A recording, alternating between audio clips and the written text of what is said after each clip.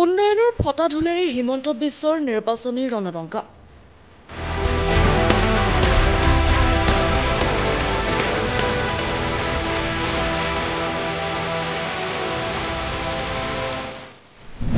লাখটকীয়া টুপেৰে মহিলা আত্মসহায়ক গোট ব্যৱহাৰ কৰি জনসমাৱেশ।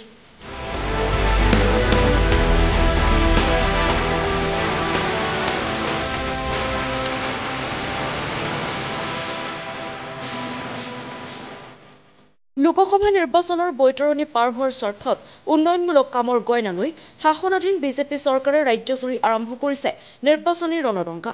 নাৰায়ণপুৰত স্থাপন হ'ব লগা 100খন বিচনাযুক্ত চিকিৎসালয়ৰ আধাৰশিলা স্থাপন অনুষ্ঠানক কেন্দ্ৰ কৰি আয়োজন কৰা বিশাল জনসভাত ৰাজ্যৰ মুখ্যমন্ত্ৰীগৰাকীয়ে চৰকাৰৰ জয়গান গাই এক প্ৰকাৰৰ নিৰ্বাচনী ৰণদংকা বজোৱা পৰিলক্ষিত হয়।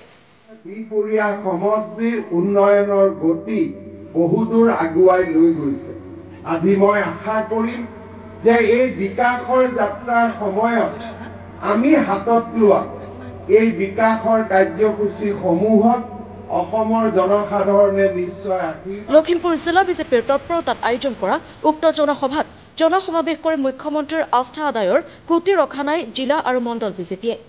10,000 টকাৰ পিছত লাখ টকাৰ টুপেৰে মহিলা আত্মসহায়ক গোটসমূহক বিজেপি দলটোৱে সভাই সমিতিয়ে জনসমাৱেশ দেখুৱাবলৈ প্ৰায়ে ব্যৱহাৰ কৰি আহিছে।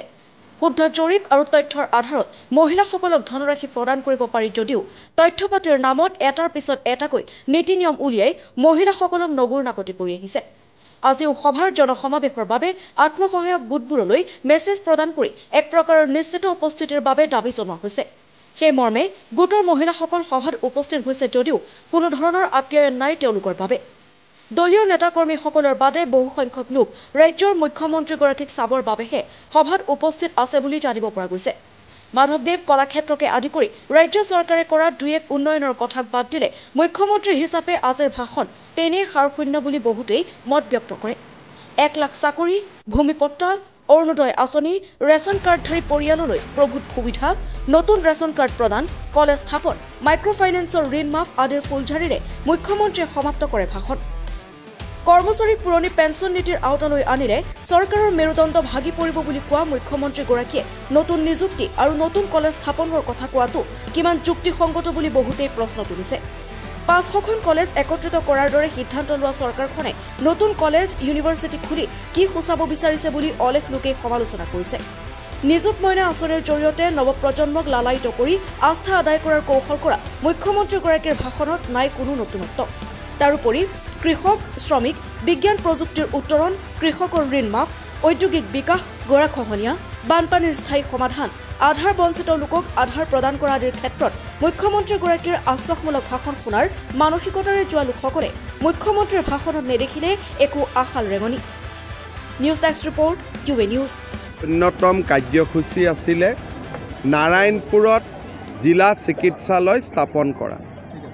120 কোটি টকা ব্যয় কৰি নাৰায়ণপুৰত 100খন বিচনাযুক্ত এখন নতুন জিলা চিকিৎসালয় হ'ব আৰু 24 মাহৰ ভিতৰত এই জিলা চিকিৎসালয়খন প্ৰস্তুত কৰি ওলোৱা হ'ব। মাধৱদেৱ বিশ্ববিদ্যালয়, মাধৱদেৱ কলাক্ষেত্ৰ আৰু নাৰায়ণপুৰৰ জিলা চিকিৎসালয় যোৱা 2 বছৰৰ ভিতৰত এক অভূতপূৰ্ব পৰিৱৰ্তন আমি বিপুৰীয়া সমষ্টিত দেখা পাইছোঁ। অনাগত দিনতো নিশ্চয় এই বিকাশ যাত্ৰা অব্যাহত থাকিব। মোৰ ইণ্টাৰেষ্ট নাই AIDF কংগ্ৰেছক লৈ। এতিয়া আমাৰ থলুৱা লোকে বেদখল কৰে, আকৌ উঠাই দিলে আপোনালোকে নিউজ কৰি দিব যে থলুৱা লোকক নাই, কিন্তু আপোনালোকে এতিয়া এনেকৈ কৰিছে, উঠাই দিয়া দিনাখন আকৌ উল্টা কৰিব নহয়। গতিকে এবাৰ ৰাজহুৱা সভা পাতি লওক MLA, কাৰণ আপোনালোকে হয় কি যেতিয়া মই উচ্ছেদ কৰিব দিম যদি থলুৱা মানুহ হয় আকৌ আপোনালোকে নিউজ কৰি দিব যে হিমন্ত বিশ্ব শৰ্মাই থলুৱা লোকক উচ্ছেদ কৰিলে বুলি। গতিকে আলাপ আলোচনাৰ মাজেৰে কৰিব লাগিব। মাধৱদেৱ ক্ষেত্ৰতো আমাৰ য'ত মাধৱদেৱৰ জন্মভূমি তাতে মাধৱদেৱ ক্ষেত্ৰ এখনো নিৰ্মাণৰ আমাৰ প্ৰস্তাৱ আছে, লাহে লাহে কৰিম। স্থায়ী শিক্ষকটো আমি এইবাৰো বহুত পোষ্ট ক্ৰিয়েট কৰিছোঁ। শিক্ষকটো স্থায়ীয়ে আছে, অস্থায়ী ক'ত আছে? অলপ সময় লাগিব, জুলাই মাহত কৰিম আৰম্ভ। ধন্যবাদ।